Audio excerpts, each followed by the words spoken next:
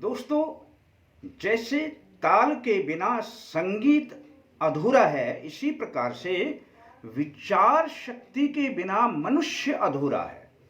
और बल्कि यह कहेंगे कि मनुष्य अधूरा ही नहीं, मनुष्य का जीवन ही नहीं है।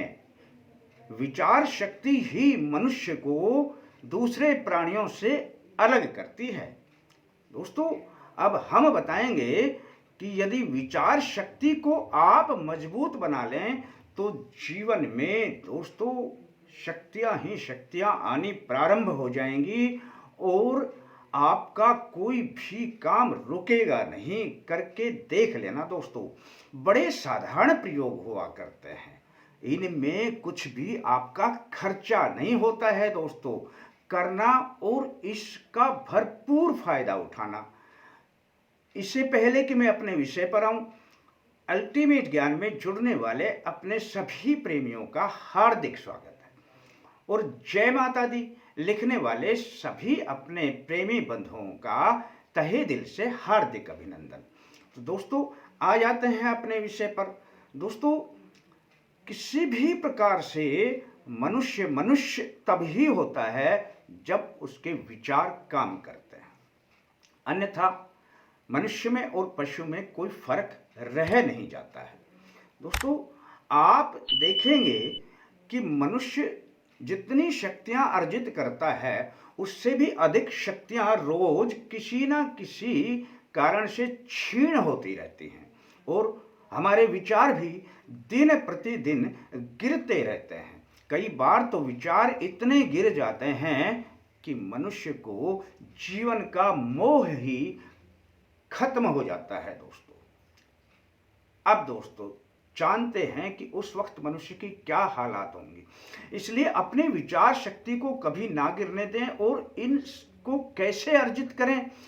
बड़े साधारण प्रयोग हुआ करते हैं दोस्तों। आपने किसी भी वृक्ष को देखा होगा, वृक्ष सूख जाता है, पत्ते गिर जाते हैं, पतझड़ आ जाती है, वृक्ष ऐसा लगता है जैसे वृक्ष में कोई जान ही नहीं है दोस्तों। पर फिर आती है बसंत ऋतु, फिर से पत्ते नए नए आने शुरू हो जाते हैं, वृक्ष हो जाता है हरा भरा। दोस्तों, इसे राज मालूम है, शक्तियों को इकट्ठा करने का राज मालूम है दोस्तों।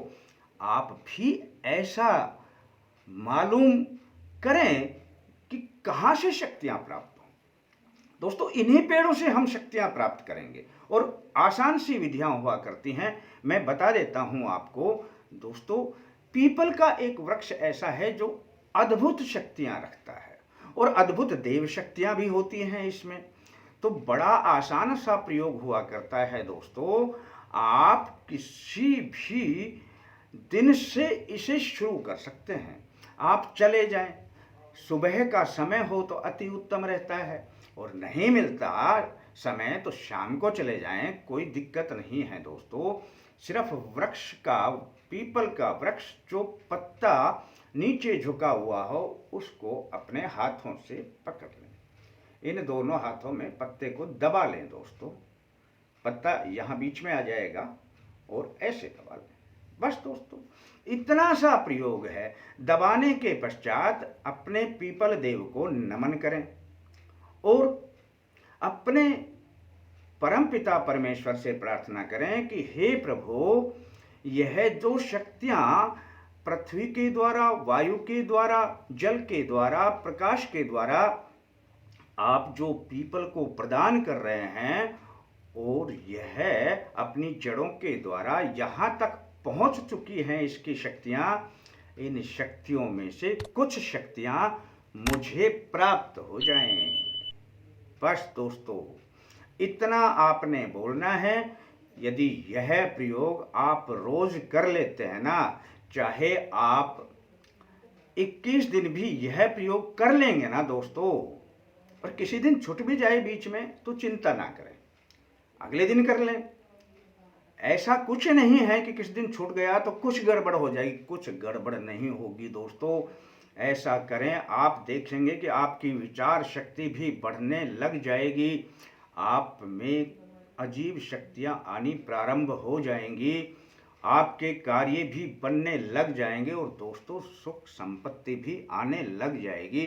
विचार मजबूत होंगे तो सब कुछ मिलेगा दोस्तों। कर लेना अति उत्तम प्रयोग है।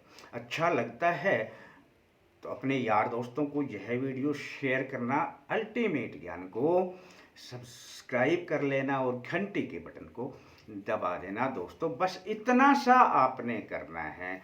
शेष नई जानकारी के साथ फिर मिलते हैं दोस्तों। तब तक के लिए जय माता।